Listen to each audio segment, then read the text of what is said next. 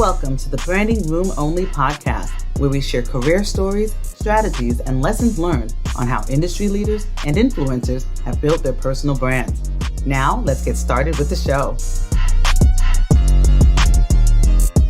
Hi, y'all. It's Paula Edgar, your host of Branding Room Only, and I'm so excited today because you have Paula times two. My guest today is Paula Boggs, and she is the founder of Boggs Media LLC and the Paula Boggs Band. A little bit about Paula. For over a generation, Paula Boggs has created career paths through the military, law, and now music, uniquely and authentically hers. After stints in the Pentagon and the White House as an Army officer, Paula reached the pinnacle of law, serving a decade as Starbucks' chief legal officer. Since leaving Starbucks in 2012, this pioneering Black woman has fronted the genre-defying Paula Boggs Band while also mentoring others, giving speeches, serving on boards, writing essays, and co-raising her niece, who's now a junior at Cornell University.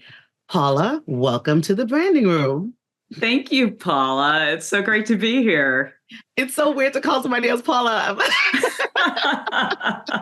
Well, I'm so excited to talk to you today. I start off with the same question to everyone, so I want to ask you this. What does personal branding mean to you? How do you define it?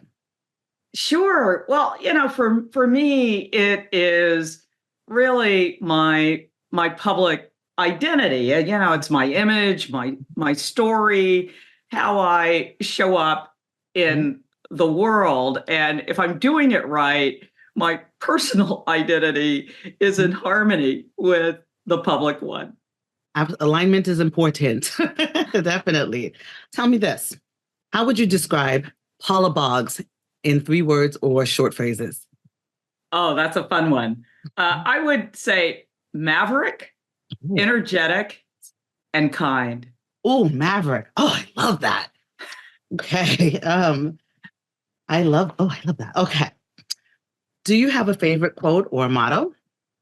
I do. And of course, this changes from time to time, but right now, my favorite one is from Maya Angelou. When people show you who they are, believe them the first time. Ooh, yeah, that is a good one. That is a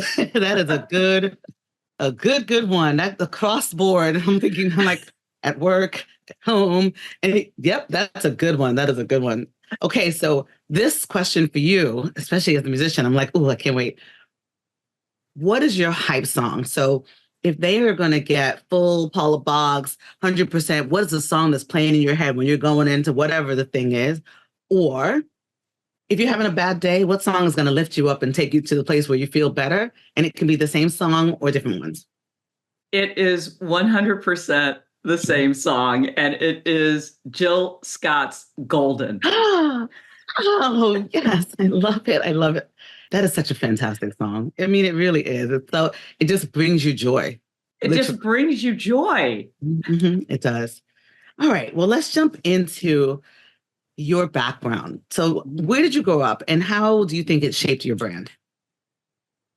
The question of where did you grow up is more complicated for me than most people, but I think the ingredients of that really tell the story of everything that came after. So I was literally born on a college campus, Howard University. It was called Freedman's Hospital at the time. My parents met as students there. My mom is from DC, and I actually think it is prophetic that I was literally born on an HBCU campus, right? And so after my dad received his PhD in zoology from Howard, we relocated to Virginia, where he taught at Virginia State, then college, now Virginia State University, an HBCU. And that era of my life is important in a couple of significant ways because it was the first time in my life I was a minority within many minority groups. Okay. Oh. So what do I mean by that? So, this is setting the table, the stage. This is Jim Crow, Virginia. So segregation is still alive and well. I'm that old. So it was still a thing. Mhm. And against that backdrop, I was literally living on a college campus. So Mhm. my world of Black people was a world of extremely highly educated Black people. Everybody I knew who was Black had a PhD, or a master's degree, or, was a kid like me whose parents had those credentials and were teaching at an historically Black college. So my whole definition of what it means to be Black Mhm. was largely shaped by being a toddler in that setting. Mhm. But that wasn't the only way I was, a minority within a minority. My family was, or at least my dad was Roman Catholic. And so Black Catholics are a minority within the Catholic faith. Mhm. We are also a minority within the African American Mhm. community, Mhm. right? And so I learned very early in life how to navigate diversity and Mhm. difference, being the one who was different, right? Mhm. in these settings. And for me, the religion thing was even more complex, but I think instructive, because my mom was not Catholic. She was African Methodist Episcopal. Oh, And so every other week I would toggle between the Catholic Church and the AME Church, really? Wow. learning how to be equally comfortable Huh. within both those faith traditions. And if you listen to the music of Paula Boggs Band in Mhm. 2024, Mhm. you can still see and hear the influences of both the Roman Catholic Church and the AME Church in the music I write and we perform. Wow. Huh. Wow. I I'm a little bit shocked. I'm like, wow, you were going every other week. So because and oftentimes people will tell us stories of having parents who had different religions, and they'd be like, oh, we celebrate Christmas and we celebrate Hanukkah. Oh, you know what I mean? But doing that at such a consistent cadence too, it must have been really interesting and definitely helped with your fluid, being able to be fluid in both those places. I think that is wow. That's the first time anyone has ever answered the question where I'm like, ah. Wow. Okay. So, did you grow up through college staying in Virginia, or did you go anywhere else? Oh, absolutely not. That would be too boring, right? So when I was 13, my parents split up, Mhm. and my mom, in one of the most courageous acts I know of in my lifetime, Mhm. took herself and her four children, me being the oldest, out of the United States, out of the segregated South, out of the United States. We moved to Europe, where she became a teacher for the children of military personnel. And when we got on that plane, Mhm. leaving Virginia, heading to Germany, we were entering two worlds we knew absolutely nothing about. The first was the US military. We had never been Mhm. around the military before that, and knew nothing about that life, that Mhm. culture. And secondly, we knew nothing about Germany. We had never lived or even traveled even to Canada. I mean, we had never been outside the United States. And so both those things happened, and automatically we were in a world we did not know, where we were, for the first time, living in settings where our neighbors were of different races.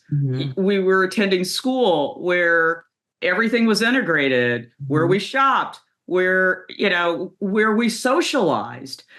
For the first time in my life, white girls were coming over to my house to spend the night, and vice versa. That had never happened in Virginia. It couldn't happen in Virginia because of segregation. And honestly, I didn't even know interracial couples were possible. I didn't even know that could be a thing. It was so otherworldly, and yet it was so common when we got to Europe. And so there was so much new, so much we had to navigate.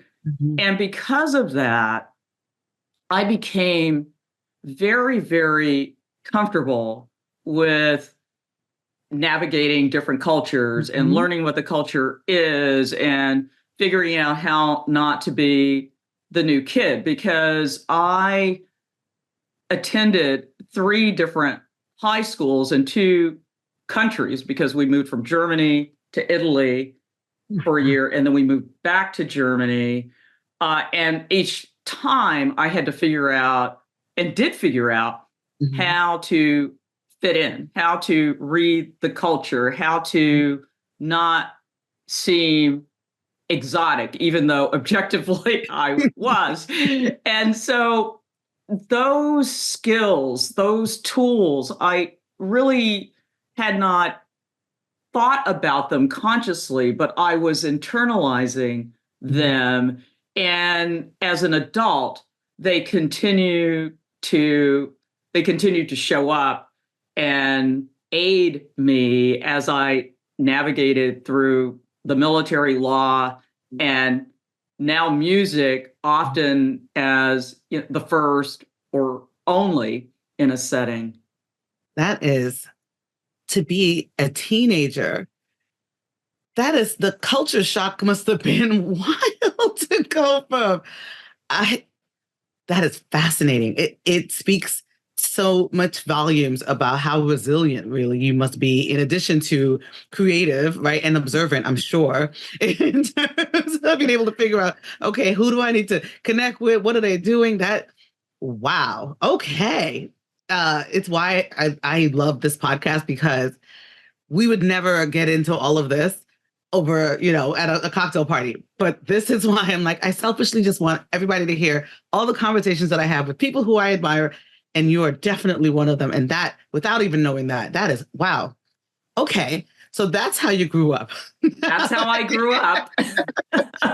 So then take me from your, teenage and getting and going to college, et cetera, to the military, right? And then to your career in law. Tell me about your career journey.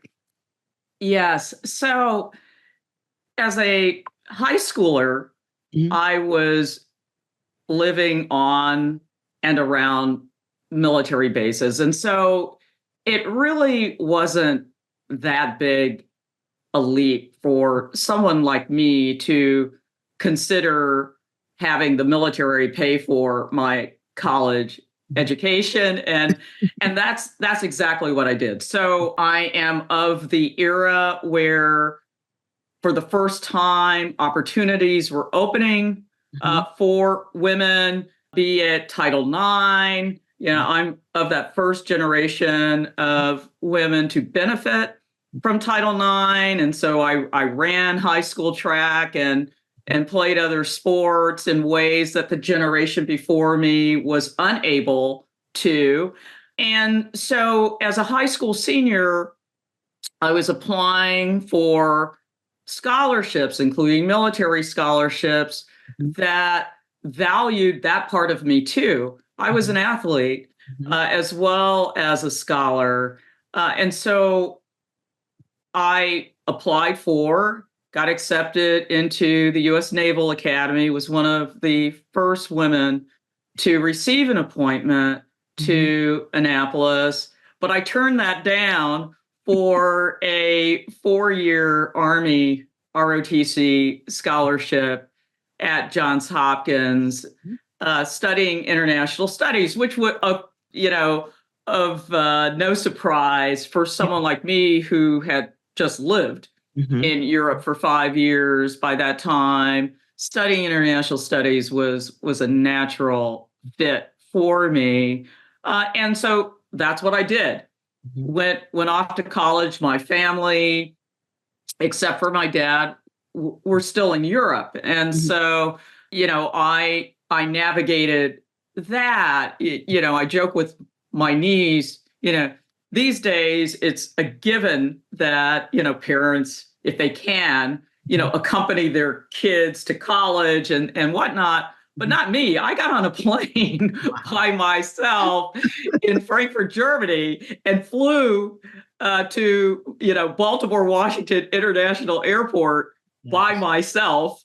And then my uncle picked me up and took me to Johns Hopkins. So a wholly different experience than many kids who go to college get these days. But I did my 4 years there, and then truthfully, I looked for a delay strategy in going into the Army active duty, and law school was it. So between my junior and senior year of college, I went to airborne school. I became, paratrooper. I jumped out of planes. I learned how to jump out of planes despite being afraid to this day of heights. And so, that's a whole different story. But I did that. I went to what the Army calls advanced camp, where cadets, college students play Army for 6 weeks. And so for 9 weeks, I had been in this situation where someone had, told me when to get up, go to bed, what to wear, how to eat.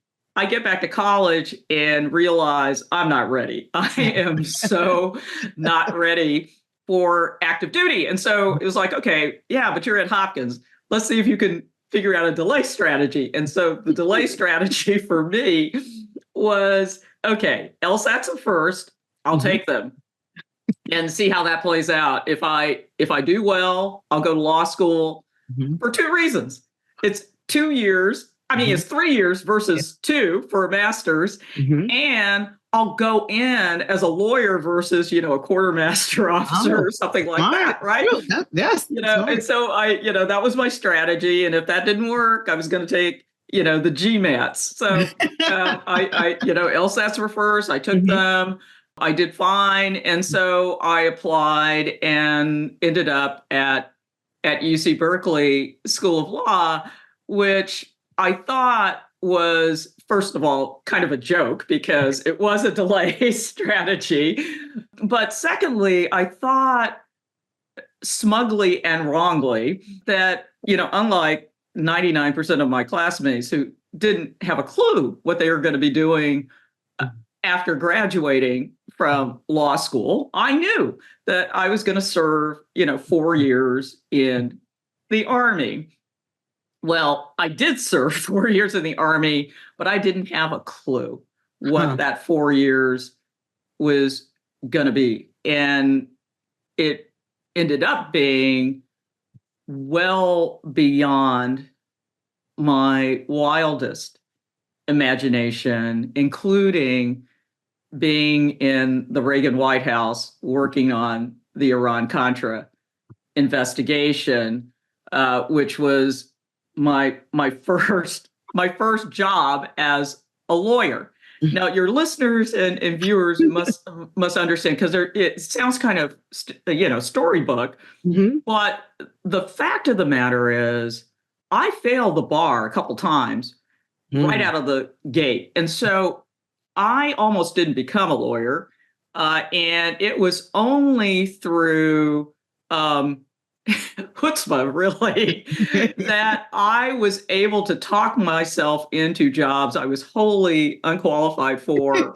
once I failed the bar, so that I could stay in the Pentagon, which is where I started, that ultimately led me to the White House, but it was failure that forced me to be extremely entrepreneurial and to learn the art of talking my way into jobs that either didn't exist when I was, imagining them and trying to sell the idea to somebody, or they existed, but I was not traditionally qualified for that job. And so had to, apropos of what you're talking about on your podcast, I had to sell myself as someone who, despite not meeting, the bullets of the description,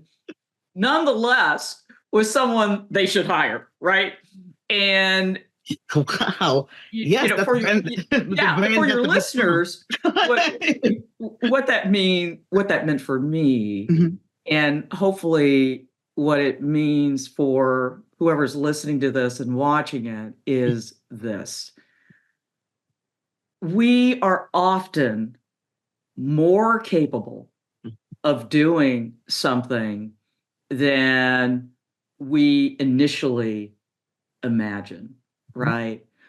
And for me, as a leader, if you fast forward a generation, because I began my career that way, I was far more open as a leader to try to see that in somebody else, right? And I know we're going to talk later about diversity, equity, and inclusion.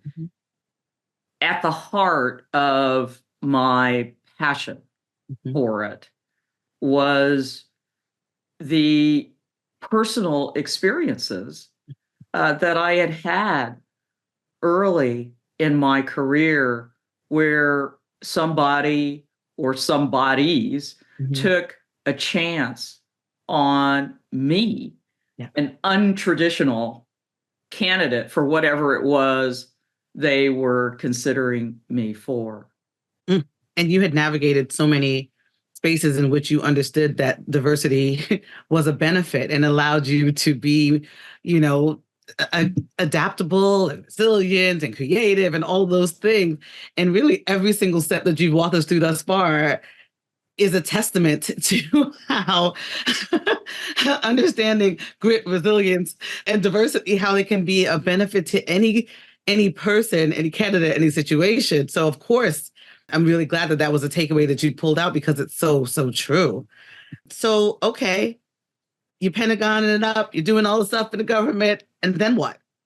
Yeah. So then I got a textbook lesson in mentoring and sponsorship. So my good fortune early in my career was someone did that for me, and I knew the difference. So I'm at the White House. I'm, working, around the clock, as you might imagine, because, that White House was in crisis mode during Iran-Contra, which, at the time was the biggest scandal since Watergate, in a White House. So, here we are. And parenthetically, this is Reagan's White House. We're not talking Clinton or Obama or something like that. So I was the only professional Black woman I saw the entire time I was, at the White House. And, if there was somebody else, I never saw them. And the only professional Black man I saw was Colin Powell. So that, just setting the table here on the era. So, by definition, my boss was a white guy, and he was a middle-aged white guy. And the important mentoring lesson here is because he became both a mentor and sponsor for me, is this: I have learned both as a beneficiary of mentoring and as one who has mentored. You know, mentoring is a transactional thing, right? So a mentor isn't going to be invested in the mentee unless the mentor believes he or she's getting something out of it too. And part of it is seeing, you know, a younger them in the person they're mentoring. So, you know, at the time I was a, you know, 20-something skinny Black woman with oversized glasses and nothing cool about me, right? Meanwhile, he was your quintessential preppy middle-aged white guy, right? Complete with the, you know, the button down collar and, you know, the whole 9 yards. And so on the surface, there wouldn't appear to be a lot in common between him and me, but we learned there was. And the thing was, we were both Roman Catholic. Okay? And the thing about Catholicism is as much a culture as a religion, right? And there's certain milestones. If you're Catholic, you know them. And if you've attended Catholic school, which I did, first through sixth grade, and he did his entire 12 years pre-college, we both knew that nuns can be domestic terrorists, regardless of whether, you know, you're in, you know, segregated Virginia, where I was, or St. Louis, where he was, right? And so we bonded over these stories, and, you know, before you knew it, and I was doing a good job, he could see the younger him in me, despite, you know, the superficial differences in, you know, who we were. Right. And that benefited me on a couple of major levels. The first is this was the mentoring. So Bill Litton is his name. Bill says to me, Paula, what are you going to do when you grow up? In other words, when you complete your military commitment, what are you going to do? And I said, well, you know, I don't know, but I'm moving to Seattle. Now, I had fallen in love with Seattle for a variety of reasons while in law school. And so with that information, he says, I think you should become a federal prosecutor. I think you should become an assistant U.S. attorney. Why is that, Bill? And he, you know, patiently goes through the case for what he has seen in me that leads him, a venerated federal prosecutor. By the time Bill had come to the White House, he had been, you know, a prosecutor of renown, which is why the White House brought him in. And so he saw those things in me. That was nowhere on my map of what I was going to do next, but he talked me into it, at the end of which I said, well, Bill, that's really interesting, but I'm moving to Seattle, right? We're in DC at the White House. I'm moving to Seattle, 3,000 miles away. And he says, well, they have federal prosecutors in Seattle. And with that, the mentoring became sponsorship, because what Bill did was he reached out to the U.S. Attorney's Office in Seattle and persuaded them on his say-so to do something they had never done in the history of the U.S. Attorney's Office, which was to hire someone, me, with zero trial experience. I had never tried or been anywhere close to a courtroom. Bill knew I was, you know, for you know, a kid, I was an ace investigator. I knew how to put puzzles together, and he saw that in me, right? But he you know, he knew how I presented, and I had the good fortune of presenting to really important people, including the vice president and the president, but I had never stepped foot in a courtroom before the U.S. Attorney's Office took a leap on me. And they trained me. I became a good assistant U.S. attorney, but I was a rank rookie when I first got there. And they never would have given me the time of day but for Bill. So very early in my career, I learned the difference. Yeah. I learned what the mentoring was, wow. and I learned what the sponsorship was. Yeah, sponsorship is putting yourself, your brand on the line, to do it, aligning with someone else's.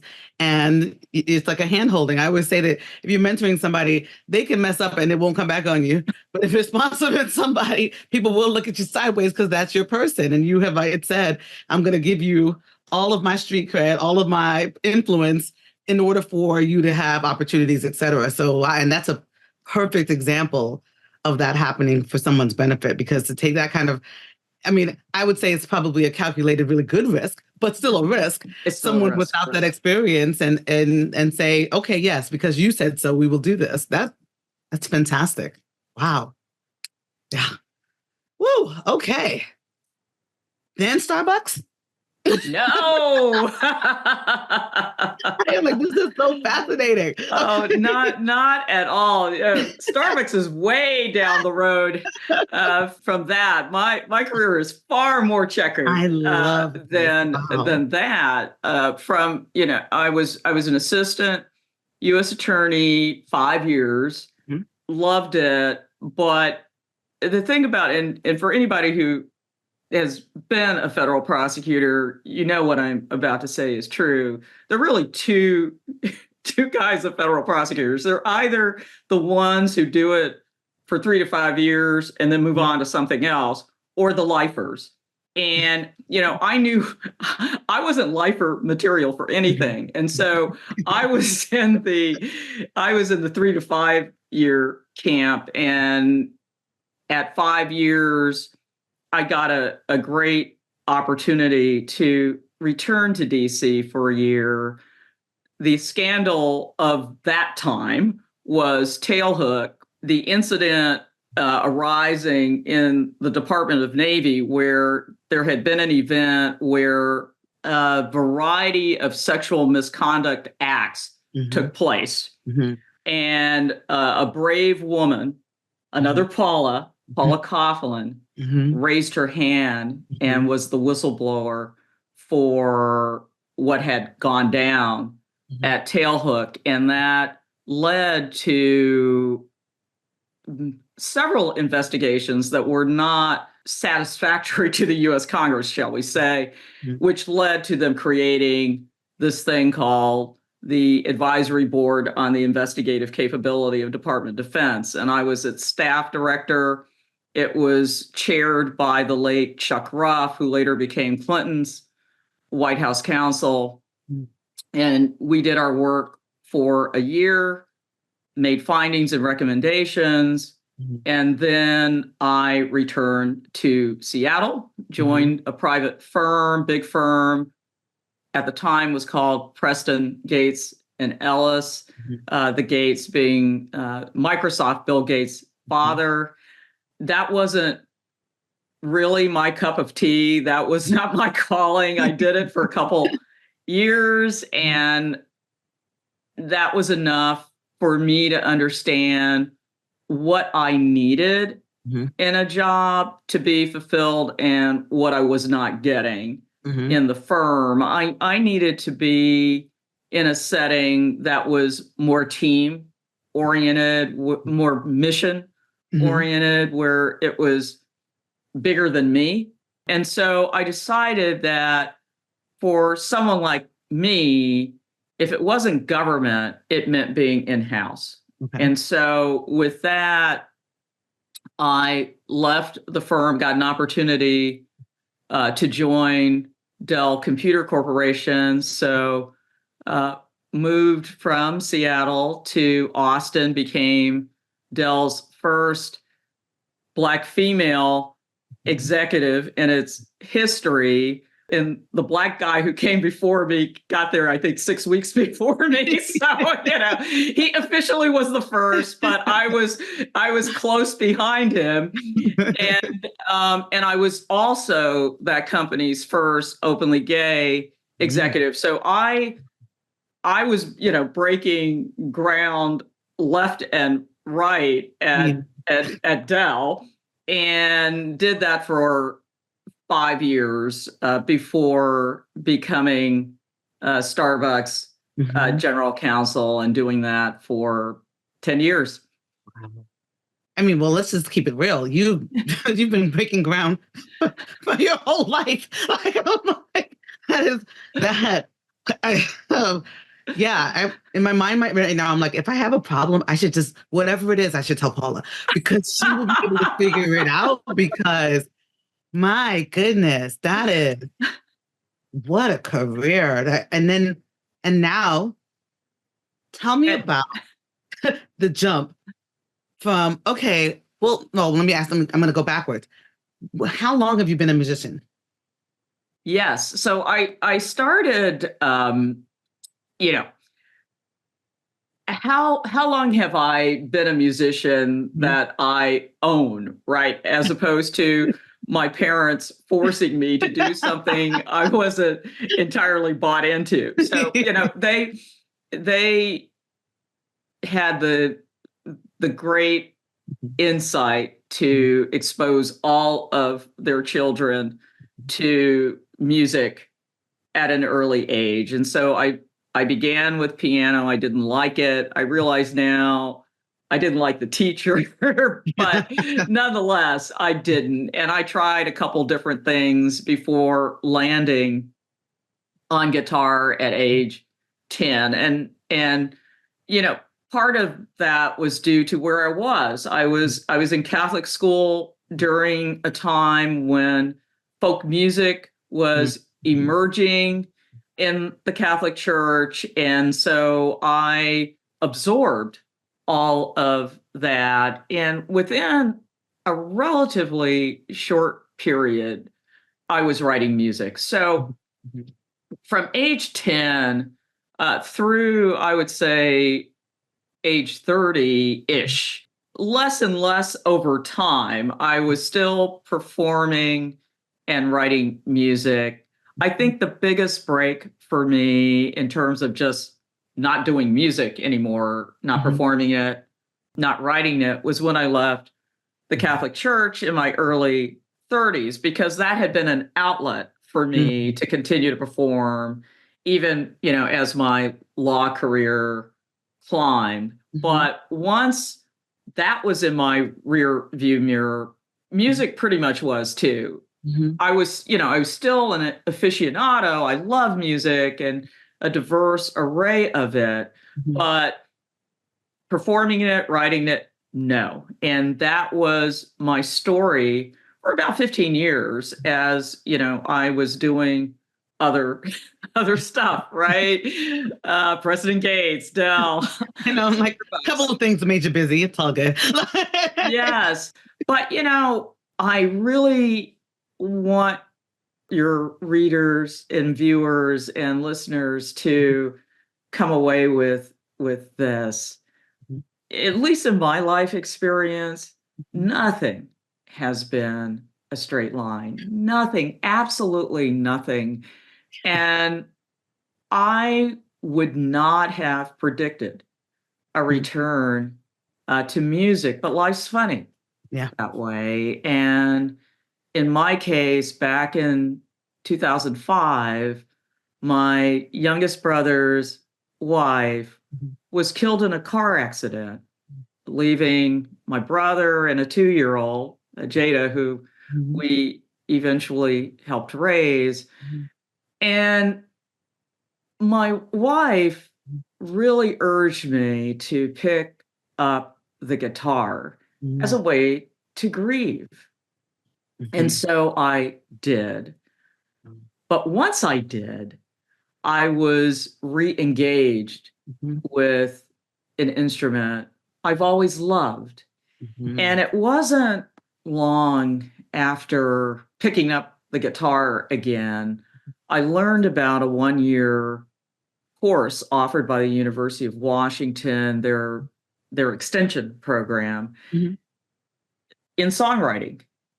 I auditioned, urged by my wife, Mhm. and got in. And so for a year, I was part of a community of songwriters, actually for the first time. Mhm. And at the end of that year, so we're in '06 Mhm. now, Mhm. my teacher pulled me aside and said, it was a mentoring moment. She said, Paula, I really think you have something with songwriting, and what a shame it would be if you didn't keep going.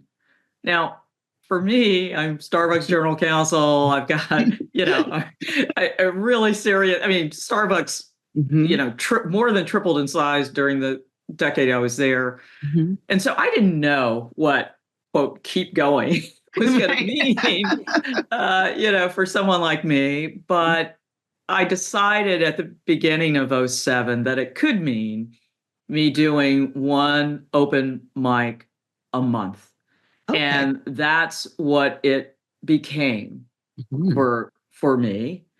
And in that sort of journey, I met a couple of musicians who, one of whom we still play together. And by the beginning of '08, we had our first gig. So Wow. January '08, Paula Boggs Band was not only a thing, but we were performing. I stayed at Starbucks another 4 years Mhm. after that, but with each passing month, I knew I was called to do something different. Hmm. But I wanted to, it was really important for me, and this is a message I like to leave for your people, Mhm. Mhm. is it was so important for me to dismount Mhm. in the right way. Leaving something is sort of like gymnastics. You can do triple flips and be the best thing since sliced bread, Mhm. but if you flub the dismount, that's what people remember, Mhm. right? And I was not going to, I thought about it, but it was not my time Mhm. to leave Starbucks when, Obama was running for president in '08, which was the guy. For Right. me, in my lifetime, he Mhm. was the Mhm. guy. And I ultimately did volunteer for him in 2012. But '08 was not the time. '08 was not the time because Starbucks was still in the throes of a recession. People forget that because Yep. Starbucks has been so wildly successful Mhm. since then, before then, and since then. Mhm. But in that '07, '08, '09 timeframe, Mhm. Starbucks was really fighting for its life, right? Mhm. And I was not going to leave Starbucks that way. By the Mhm. time I left in 2012, Starbucks was well on its way to the Starbucks we see today. Mhm. It was swinging. It had figured a lot of stuff out. And Mhm. importantly for me, Mhm. I had groomed two people Mhm. I believed could do my job. I did not believe that in '08, Mhm. but by 2012, I did. Mhm. And that's what I told Howard Schultz. I have no control over who you pick Mhm. following me, but I know what I needed to do, Mhm. which was prepare this company for choices, Mhm. internal choices. And and I've done that. Mhm. And thus my job is done. And the Mhm. company did pick one of those people. Mhm. Lucy Helm followed me Mhm. as general counsel, someone who'd worked for me Mhm. for a decade. Wow. I love the takeaway of making sure your dismount is one that it's kind of like when people say don't burn bridges, but not in that same way. Not in the same way. Like, I'm always like, some of them need to be burned, but that's not the point. This how you leave impacts your brand too. Yes. Because it's a part of your legacy and it's a part of your story, right? And so if you have done all these fantastic things, but then you're like, bye. I don't care what happens to you. You're right. And I love that as a takeaway because I don't think so. People don't talk about that part as often. They really talk about the meat of when you're someplace, but not the how you make sure it's going to be okay. And I think it's a true mark of leadership and good leaders to be able to say, this is my legacy. It's also the way you mentor, and it's how you advise also when you're leaving too. So that is a fantastic takeaway. Speaking of which, let's talk about leadership. Given all the things you've already told, and I'm sitting here truly, and my listeners know they can hear when I'm in awe because I'm like, but it is knowing all that you've known and seeing leadership in all these different, literally the White House, actually in the military, all of these different places, and being in leadership in all these organizations. What are the characteristics? What are the attributes of a good leader to you? We hear this term bandied around a lot, but when a leader truly believes it and internalizes it, I believe amazing things happen. And the term is servant leadership. So when I got to Starbucks, I was not a servant leader. I was like, hey, I'm in my early 40s. I'm, general counsel of, this iconic Fortune 500 company. I'm pretty hot, right? That was the sort of mindset I had when I got to Starbucks. So within, I don't know, 6 months of joining Starbucks, the CEO at the time, Orrin Smith, loved him. The late Orrin Smith calls me into his office and starts with, Paula, you and I are a lot alike. Okay, I don't know where he's going with this. What is this?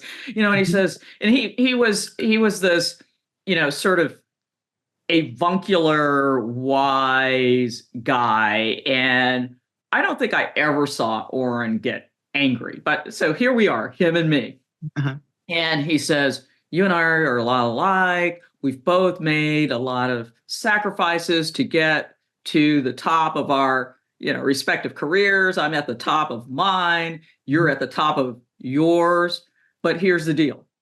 The skills, the tactics, the techniques that got us to the mountaintop may not be those things that best serve us now that we're here. Okay, that's what he said to me. And so, of course, initially I was offended. I was defensive. I was offended. I was like, what? This guy doesn't know me. What is he talking about? Blah, blah, blah. But he did know me. And he was calling it as he saw it. And over, time, I was able to receive that message. Not initially, but over time, I was. And the organization I was honored to lead was the beneficiary of me getting that message and internalizing it, because it changed dramatically the lens through which I saw what I was doing and why I was doing. So I've been gone from Starbucks over a decade, right? But people still come up to me, both people who worked for me, people who never worked for me, who have come after I left, people who were my peers or worked in, organizations, sales, HR, you name it. And they say, Paula, the department is still your department. Mm. And what they mean by that, I mean, it's not my department. I mean, it has had, 3 or 4 general counsels since I left, right? But the values of law and corporate affairs remain. The values of, treating each other with respect and dignity, the values of centering the organization in diversity, equity, and inclusion, and making that everybody's story. That's what they mean by that.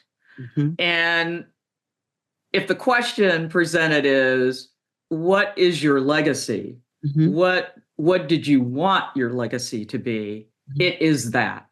That's what I wanted. And the beauty of the afterlife, the post Paula, not just Starbucks, but what has happened with people who were part of that thing, the decade I was there, is so many of them have become general counsel themselves across the country. Actually, not just the United States, but some have become general counsel in Europe or in Asia. And they, as general counsel, have, in wherever they're working now, been guided by, because they tell me, Paula, in my organization, diversity, equity, and inclusion is central to how I lead. They tell me this. That's the only reason I know. And so I know that whatever effort I put in to Starbucks is something that keeps giving. It has life well beyond anything I could possibly have imagined. Well, I mean, my listeners will remember. So Sabrina was on the podcast and she talked about mentoring and diversity and all of those things that are the values and ethos of Starbucks. And so we have the pleasure of actually hearing about a lot of the catalysts of that culture building and seeing some of the subsequent things that have come from it. And so I love hearing that background. And I'll say personally, you and I spoke at the same conference. I don't know how many years ago that was. It was for Miss JD. And I remember somebody was like, yeah, Paula this, Paula this. And I was like, why are they saying my name? I'm sitting right here. Like, I'm like, I'm Paula. And they're like, there's another Paula. And I was like, another Paula. Speaking of brand, I'm like, but that's my name. But so I said, who's this Paula? And I will never forget hearing you speak. And you spoke then, and I remember I was like, "Oh my God, she's so great!" And you didn't even give half of the story that you've given today. Like it was a snippet, but you were so passionate about authenticity. And I mean, it still sits with me because I was like, "Gosh, I can't imagine." I mean, again, I think my listeners know that I can only show up as Paula. Like this is who I am, but you give people bravery, permission, a path to own their authenticity. And I want to take a personal privilege to be able to say, I thank you for that, because I remember being like, well, if she can do it, her name is Paula too. I can do it as well. Like we're going to be. And so, your impact, because you asked the question, you said about your impact is profound. Because I told somebody else I was going to be interviewing. I was like, I'm so excited, I'm going to interview. And they're like, you have no idea. Now I realize what they were talking about, because you have been through hills and valleys and done all this stuff. But, it's not so often that people get flowers when they're here. And so let this be a time where I say to you that you should know, and I'm glad people keep telling you that you have profound impact. And I'm going to take another point. Being a musician, coming from doing all the things you've done, if someone were to say to me, like, Paula, hey, you can do X, Y, Z, I'd be like, no. LOL, I could not. But you show people that you can be a lot of things. Like if there was a Paula Boggs Barbie doll, you would have a lot of outfits. Like a lot of outfits. Um, so I knew that this conversation was going to be great. And so I'm gonna, number one, say to you, I would love to have you on at another time so we can talk about some more. But because this is the time that I always say to my folks, 3 questions that I have to ask you at the end of this, with the hope that we have a chance to talk again. 1, what do you do for fun, Paula? And don't say play the guitar. What do I do for fun? I do a lot of things for fun. I mean, music is my job now, but it also brings me tremendous joy, right?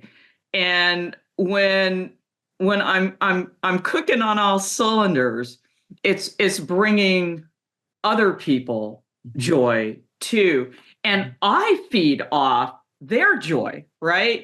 As do other members of the band. So that is certainly a source of joy.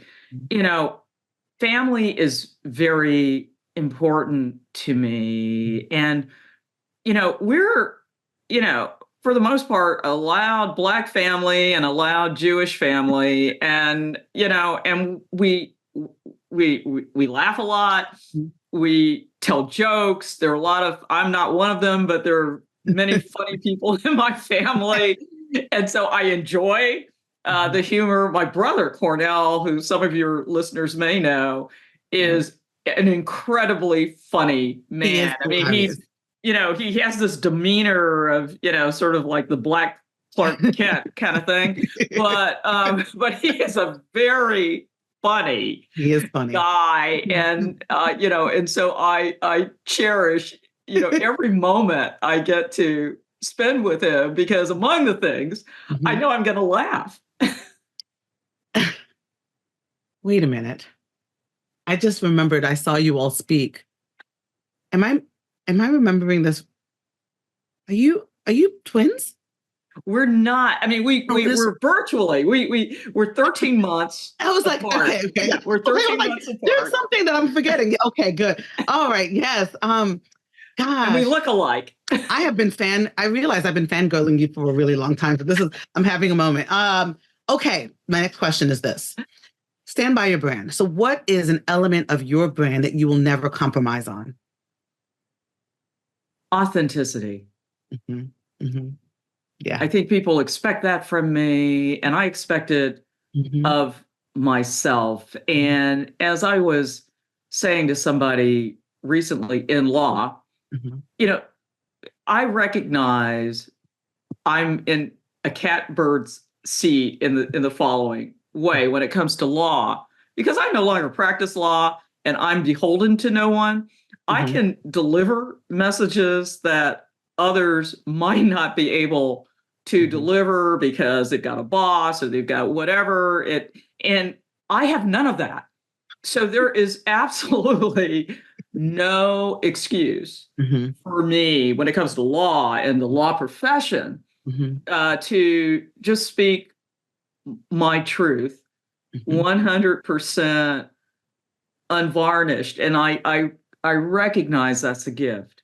And I want to honor that gift, because I know there are people who wish they could, but for whatever reason can't. And I want to be that, not just for myself, but for them too. Yes, there's a lot of things in the law that need to be said. I'll leave it at that, because yeah. So my podcast's name is Branding Room Only, which is a play on the word standing room only. And so, and for you as a musician, this might be a very even more interesting answer. What is the aspect about you? What is the experience of Paula Boggs that somebody would be in a room with only standing room to experience? That's the joy.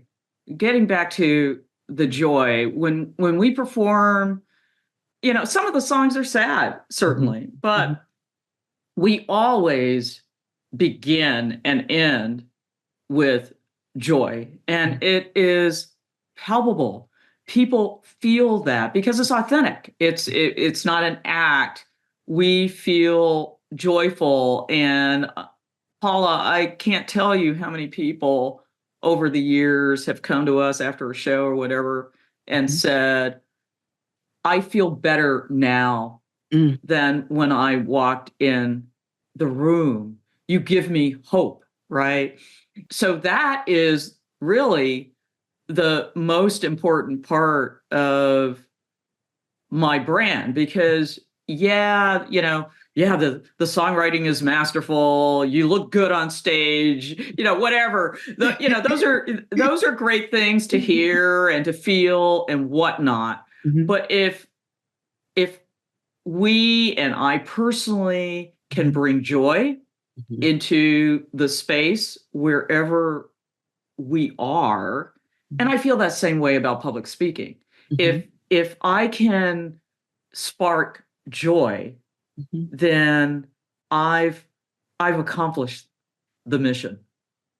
Well, without knowing this, my listeners who have been here for a good time, a good long time, know that my word of the year is joy this year. And so, Paula, you have brought me extreme joy as my guest, and hearing your story and hearing your takeaways. And thank you so much for being on the podcast. Everybody, go run, tell all the friends and even your enemies. I don't care who, they need to hear about Paula Boggs and how we had this Paula ×2 collabo. And so all of you, download, follow, share, and I'll talk to you soon. Thanks for being in the branding room. I appreciate you so much, Paula. Thanks for having me, Paula. Take care, everyone.